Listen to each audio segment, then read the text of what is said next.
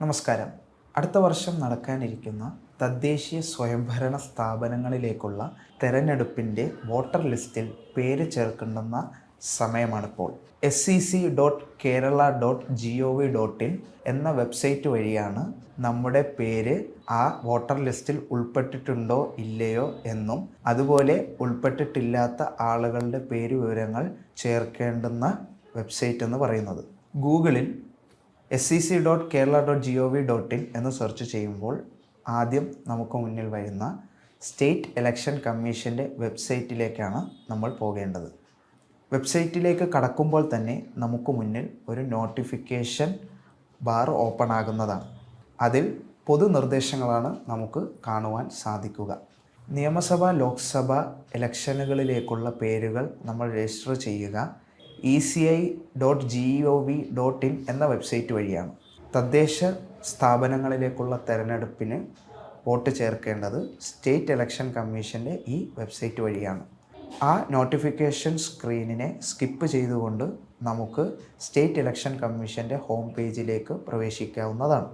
Home പേജിൻ്റെ മുകളിലത്തെ ബാറിൽ ഓൺലൈൻ സർവീസസ് എന്ന ഓപ്ഷനിൽ ക്ലിക്ക് ചെയ്യുമ്പോൾ അതിന് തൊട്ട് താഴെയായി നമുക്ക് മുന്നിൽ പ്രത്യക്ഷപ്പെടുന്ന ബാറിൽ വോട്ടർ സർവീസ് എന്ന ഓപ്ഷനാണ് നമുക്ക് സെലക്ട് ചെയ്യേണ്ടത്.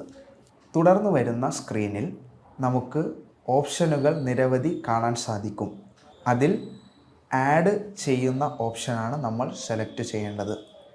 ആ ഓപ്ഷനുകളിൽ തന്നെ നമുക്ക് നമ്മുടെ പേരുകളിലോ നമ്മുടെ ഡീറ്റെയിൽസുകളിലോ എന്തെങ്കിലും കറക്ഷൻസ് ഉണ്ടെങ്കിൽ അത് വരുത്താവുന്നതാണ്. സ്ഥലം മാറ്റം രേഖപ്പെടുത്താനുണ്ടെങ്കിൽ അതിനൊക്കെയും സൗകര്യങ്ങൾ ഈ ഒരു പോർട്ടൽ വഴി നമുക്ക് ചെയ്യാവുന്നതാണ്. അങ്ങനെ പേര് ആഡ് ചെയ്യുന്ന അഡീഷൻ എന്ന ഓപ്ഷൻ നമ്മൾ സെലക്ട് ചെയ്യുമ്പോൾ നമുക്ക് മുന്നിൽ വരുന്ന സ്ക്രീനിൽ നമ്മളോട് ലോഗിൻ ചെയ്യാൻ ആവശ്യപ്പെടും. പുതുതായി പേര് ചേർക്കാൻ ഉദ്ദേശിക്കുന്ന ആളുകളെ സംബന്ധിച്ചിടത്തോളം ലോഗിൻ പുതുതായി നമുക്ക് ചെയ്യേണ്ടി വരും. ആ ലോഗിൻ പേജിൻ്റെ റൈറ്റ് സൈഡിലായിട്ട് നമുക്ക് കാണപ്പെടുന്ന ഓപ്ഷനുകളിൽ സിറ്റിസൺ രജിസ്ട്രേഷൻ എന്ന ഓപ്ഷനാണ് നമ്മൾ തിരഞ്ഞെടുക്കേണ്ടത്. തുടർന്ന് അതിൽ പറയപ്പെടുന്ന ഡീറ്റെയിൽസുകൾ നമ്മൾ കൊടുക്കുക. നമ്മുടെ പേര്, മൊബൈൽ നമ്പർ, ഇമെയിൽ, അവർ നിർദ്ദേശിച്ച സ്വഭാവത്തിലുള്ള പാസ്വേഡും നമ്മൾ ഉണ്ടാക്കേണ്ടതാണ്. സബ്മിറ്റ് ചെയ്ത് കഴിഞ്ഞാൽ നമ്മൾ കൊടുത്ത മൊബൈൽ നമ്പർ വെരിഫൈ ചെയ്യുന്നതിന് വേണ്ടിയിട്ടുള്ള ഒരു OTP മൊബൈലിലേക്ക് വരുന്നതാണ്. ആ OTP കൃത്യമായി രേഖപ്പെടുത്തിക്കൊണ്ട് നമ്മൾ ലോഗിൻ രജിസ്ട്രേഷൻ സക്സസ്ഫുൾ ആയി എന്ന് മെസ്സേജ് നമുക്ക് കാണിക്കുന്നതാണ്. തുടർന്ന് വീണ്ടും ലോഗിൻ സ്ക്രീനിലേക്ക് നമ്മൾ പോകുന്നതാണ്. നമ്മുടെ മൊബൈൽ നമ്പറാണ് യൂസർ നെയിമായി വരിക. ആ യൂസർ നെയിം കോളത്തിൽ മൊബൈൽ നമ്പർ ആഡ് ചെയ്തുകൊണ്ട് പാസ്വേഡും നമ്മൾ ആഡ് ചെയ്ത് ലോഗിൻ ചെയ്യാവുന്നതാണ്. ലോഗിൻ ചെയ്ത് കഴിയുമ്പോൾ പ്രത്യക്ഷപ്പെടുന്ന സ്ക്രീനിൻ്റെ ഇടത് ഭാഗത്തായി നമുക്ക് 3 ഓപ്ഷനുകൾ കാണാൻ സാധിക്കും. അതിൽ പേര് ചേർക്കുന്നതിന് വേണ്ടിയിട്ടുള്ള 4ാമത്തെ ഫോമാണ് നമ്മൾ സെലക്ട് ചെയ്യേണ്ടത്. തുടർന്ന് 5 സ്റ്റെപ്പുകൾ ഉൾപ്പെടുന്ന ഒരു പ്രോസസ്സിൻ്റെ ടാബ് നമുക്ക് ഓപ്പൺ ആകുന്നതാണ്. അതിൽ ആദ്യത്തെ സ്റ്റെപ്പിൽ നിലവിൽ വോട്ടർ പട്ടികയിൽ പേര് ഉൾപ്പെട്ടിട്ടില്ല എന്ന ഓപ്ഷൻ സെലക്ട് ചെയ്യുക.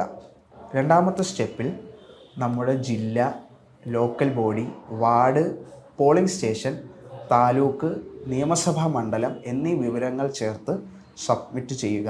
3ാമത്തെ സ്റ്റെപ്പിലാണ് നമ്മുടെ പേഴ്സണൽ ഇൻഫർമേഷൻ ചേർക്കേണ്ടത്. പേഴ്സണൽ ഇൻഫർമേഷൻ ചേർക്കേണ്ടുന്ന ടാബിൻ്റെ മുകളിൽ ആദ്യമായി നമ്മൾ കാണുന്ന നിയർ ബൈ വോട്ടർ സീരിയൽ എന്ന ഓപ്ഷൻ ഫില്ല് ചെയ്യുന്നതിന് വേണ്ടി നമ്മുടെ ആദ്യത്തെ സ്റ്റെപ്പിൽ കണ്ട 3 ഓപ്ഷനുകളിലെ താഴത്തെ ഓപ്ഷനിൽ നമ്മൾ പോയാൽ സ്റ്റേറ്റ് ഇലക്ഷൻ കമ്മീഷൻ അംഗീകരിച്ചിട്ടുള്ള വോട്ടർ ലിസ്റ്റ് നമുക്ക് എടുക്കാവുന്നതാണ്. ആ വോട്ടേഴ്സ് ലിസ്റ്റിൽ നമ്മുടെ പോളിംഗ് സ്റ്റേഷനും സെർച്ച് ചെയ്ത് ആരുടെ പേരാണോ നമ്മൾ ആദ്യത്തെ സ്റ്റെപ്പിൽ നമ്മൾ കണ്ട 3 ഓപ്ഷനുകളിലെ താഴത്തെ ഓപ്ഷനായ സ്റ്റേറ്റ് ഇലക്ഷൻ കമ്മീഷൻ്റെ വോട്ടേഴ്സ് ലിസ്റ്റ് പരിശോധിക്കുക എന്ന ഓപ്ഷൻ സെലക്ട് ചെയ്ത് കഴിഞ്ഞാൽ അവിടെ നമ്മൾ ഉദ്ദേശിക്കുന്ന പോളിംഗ് ബൂത്തിൽ ഉൾപ്പെട്ടിട്ടുള്ള ആളുടെ വിവരങ്ങൾ നമുക്ക് സെർച്ച് ചെയ്യാവുന്നതാണ്. അങ്ങനെ ഡീറ്റെയിൽസ് കൊടുത്തു കഴിയുമ്പോൾ നമുക്ക് മുന്നിൽ വരുന്ന വോട്ടേഴ്സ് ലിസ്റ്റിൽ രണ്ടാമത്തെ റോയിൽ കാണുന്നതാണ് വോട്ടേഴ്സ് സീരിയൽ നമ്പർ. ആ സീരിയൽ നമ്പർ നമ്മുടെ പേഴ്സണൽ ഇൻഫർമേഷൻ ടാബിൻ്റെ മുകളിൽ ചോദിച്ചിട്ടുള്ള വോട്ടേഴ്സ് സീരിയൽ നമ്പർ എന്ന ഓപ്ഷനിൽ അത് ആഡ് ചെയ്യുകയും തൊട്ടടുത്തുള്ള ഓപ്ഷനിൽ ആ വോട്ടേഴ്സ് സീരിയൽ നമ്പർ ചേർക്കപ്പെട്ടിട്ടുള്ള ആൾ നമ്മുടെ കുടുംബാംഗമാണോ അല്ലെങ്കിൽ നെയ്ബറാണോ എന്ന ഓപ്ഷൻ നമ്മൾ സെലക്ട് ചെയ്ത് നമ്മുടെ പേഴ്സണൽ ഇൻഫർമേഷൻസുകൾ ആഡ് ചെയ്യാവുന്നതാണ്. ആ ടാബിൻ്റെ ഏറ്റവും അവസാനമായി കാണുന്ന പേഴ്സണൽ ഇൻഫർമേഷൻ ടാബിൽ നമ്മൾ കൊടുക്കുന്ന ഡീറ്റെയിൽസ് മലയാളത്തിലോ ലോക്കൽ ലാംഗ്വേജിലോ കൊടുക്കാനുള്ള ഓപ്ഷൻസ് നമുക്ക് കാണാൻ സാധിക്കും. ഡെസ്ക്ടോപ്പിൽ ചെയ്യുന്ന ആളുകളെ സംബന്ധിച്ചിടത്തോളം മലയാളം ടൈപ്പിംഗ് കിട്ടുന്നതിന് വേണ്ടി ഗൂഗിളിൽ തന്നെ നമുക്ക് അത് സംഘടിപ്പിക്കാവുന്നതാണ്. ഗൂഗിളിൽ മലയാളം കീബോർഡ് സെർച്ച് ചെയ്യുമ്പോൾ ആദ്യം വരുന്ന വെബ്സൈറ്റിൽ നമുക്ക് പോയി കഴിഞ്ഞാൽ മംഗ്ലീഷ് ടൈപ്പിങ്ങിലൂടെ മലയാളം എഴുത്തുകൾ നമുക്ക് ലഭിക്കുന്നതാണ്. അത് കോപ്പി ചെയ്ത് പറയപ്പെടുന്ന പേഴ്സണൽ ഇൻഫർമേഷൻ ടാബിലെ ഓപ്ഷനിൽ പേസ്റ്റ് ചെയ്യാവുന്നതാണ്. പേഴ്സണൽ ഇൻഫർമേഷൻ ടാബിൻ്റെ ഏറ്റവും അവസാനം ചോദിച്ചിട്ടുള്ള ഐഡൻറ്റിറ്റി കാർഡ് ഇൻഫർമേഷനിൽ ഏതെങ്കിലും ഒരു ഓപ്ഷൻ്റെ ഡീറ്റെയിൽസ് കൊടുത്താൽ മതിയാകും. സ്റ്റെപ്പ് 3 കൺഫർമേഷൻ കൊടുത്തു കഴിഞ്ഞാൽ നമ്മൾ സ്റ്റെപ്പ് 4ലേക്ക് കടക്കുന്നതാണ്. സ്റ്റെപ്പ് 4ൽ നമ്മുടെ ഫോട്ടോ അപ്ലോഡ് ചെയ്യാനുള്ള ഓപ്ഷനാണ് വരിക. ആ ബാറിൻ്റെ ലെഫ്റ്റ് സൈഡിൽ താഴെ നമുക്ക് അപ്ലോഡ് ചെയ്യേണ്ടുന്ന ഫോട്ടോയിൻ്റെ സ്പെസിഫിക്കേഷൻ കാണുന്നതാണ്. ആ സ്പെസിഫിക്കേഷൻസിനനുസരിച്ചുള്ള ഫോട്ടോയാണ് നമ്മൾ അപ്ലോഡ് ചെയ്യേണ്ടത്. ആ സ്പെസിഫിക്കേഷൻസിനനുസരിച്ച് ഫോട്ടോ റീസൈസ് ചെയ്യാൻ ഗൂഗിളിൽ തന്നെ നമുക്ക് JPG ഫോട്ടോ റീസൈസ് എന്ന ഓപ്ഷനെ ഉപയോഗിച്ചുകൊണ്ട് ആ വെബ്സൈറ്റിൽ നമുക്ക് ഫോട്ടോയിൻ്റെ സ്പെസിഫിക്കേഷൻസ് പോർട്ടൽ ആവശ്യപ്പെടുന്ന വിധത്തിൽ മാറ്റാവുന്നതാണ്. അങ്ങനെ ഫോട്ടോ സബ്മിറ്റ് ചെയ്ത് കഴിഞ്ഞാൽ നമ്മൾ സ്റ്റെപ്പ് 5ലേക്ക് കടക്കുന്നതാണ്. സ്റ്റെപ്പ് 5ൽ നമ്മൾ ഇത്രയും നേരം നമ്മൾ കൊടുത്ത ഇൻഫർമേഷനുകൾ വെച്ചുകൊണ്ടുള്ള ഒരു പ്രിവ്യൂ ഫോം നമുക്ക് മുന്നിൽ വരും. സ്റ്റെപ്പ് 5ലെ പ്രധാനപ്പെട്ട നമ്മുടെ ദൗത്യമെന്ന് പറയുന്നത് സ്റ്റെപ്പ് 5ൽ നമ്മൾ പ്രധാനമായും ചെയ്യേണ്ടത് നമ്മൾ കൊടുത്ത ഇൻഫർമേഷൻസ് റീചെക്ക് ചെയ്യുക എന്നുള്ളതാണ്. ഒന്നും കൂടി വായിച്ചു നോക്കി നമ്മുടെ ഇൻഫർമേഷൻസ് എല്ലാം കൃത്യമാണ് എന്ന് ബോധ്യപ്പെട്ടാൽ നമുക്ക് കൺഫേം ചെയ്യാവുന്നതാണ്. അങ്ങനെ കൺഫർമേഷൻ കൊടുക്കുമ്പോൾ നമുക്ക് ഈ കൺഫർമേഷൻ വെച്ചുകൊണ്ടുള്ള ഒരു ആപ്ലിക്കേഷൻ ID റെഫറൻസ് നമ്പർ നമുക്ക് ലഭിക്കും. അത് സേവ് ചെയ്ത് വെക്കുക. അതിന് തൊട്ടു താഴെയായി നമുക്ക് 2 ഫോമുകളുടെ ഓപ്ഷൻ കാണുവാൻ സാധിക്കും. അതിലാദ്യത്തേത് നമ്മുടെ ഹിയറിങ്ങുമായി ബന്ധപ്പെട്ടുള്ള ഫോമാണ്. അതിൽ ക്ലിക്ക് ചെയ്താൽ നമുക്ക് PDF ഡൗൺലോഡായി വരും.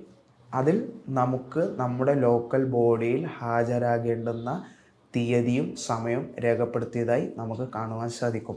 ആ തീയതിയിൽ പറയപ്പെടുന്ന പ്രസ്തുത ലോക്കൽ ബോഡിയിൽ നമ്മൾ ഹാജരാകേണ്ടതാണ്. രണ്ടാമത്തെ ഫോമും നമ്മൾ ഈ ഹാജരാകുമ്പോൾ കൊണ്ടുപോകേണ്ടതാണ്. ഒപ്പം നമ്മൾ സബ്മിറ്റ് ചെയ്ത നമ്മുടെ ഡോക്യുമെൻറ്റ്സിൻ്റെ ഒറിജിനലുകളും നമ്മൾ ഹിയറിങ്ങിന് പോകുമ്പോൾ നമ്മുടെ കൈവശം കരുതേണ്ടതാണ്. ഫോട്ടോയും ഒപ്പം ഹിയറിങ്ങിനായി പോകുമ്പോൾ രണ്ടാമത്തെ ഓപ്ഷനിൽ കാണുന്ന ഫോമും നമ്മൾ പ്രിൻ്റ് ചെയ്ത് കൊണ്ടുപോവുകയും ഒപ്പം നമ്മൾ സബ്മിറ്റ് ചെയ്ത നമ്മുടെ ഡോക്യുമെൻറ്റ്സിൻ്റെ ഹാർഡ് കോപ്പിയും നമ്മൾ അതിനോടൊപ്പം അന്നേ ദിവസം അവിടെ ഹാജരാക്കേണ്ടതാണ്. അങ്ങനെ ഹാജരാക്കി കഴിയുമ്പോൾ വോട്ടേഴ്സ് ലിസ്റ്റിൽ നമ്മുടെ പേര് വരുന്ന പ്രോസസ്സിലേക്ക് അവർ കടക്കുകയും അതിൻ്റെ സ്റ്റാറ്റസ് അറിയുന്നതിന് വേണ്ടി seckerala.gov.in എന്ന വെബ്സൈറ്റിൽ തന്നെ നമുക്ക് കാണാൻ സാധിക്കും.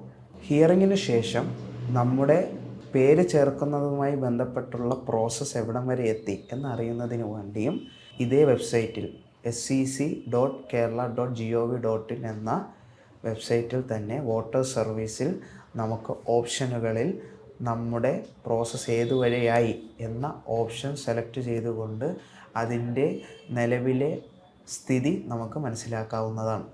പേര് ചേർക്കേണ്ടുന്നവർ എത്രയും വേഗം വോട്ടേഴ്സ് ലിസ്റ്റിൽ പേര് വരുന്നതിന് വേണ്ടിയിട്ടുള്ള പ്രോസസ്സ് കംപ്ലീറ്റ് ചെയ്യുകയും തങ്ങളുടെ സമ്മതിദാന അവകാശം ഉപയോഗപ്പെടുത്തുകയും വേണം.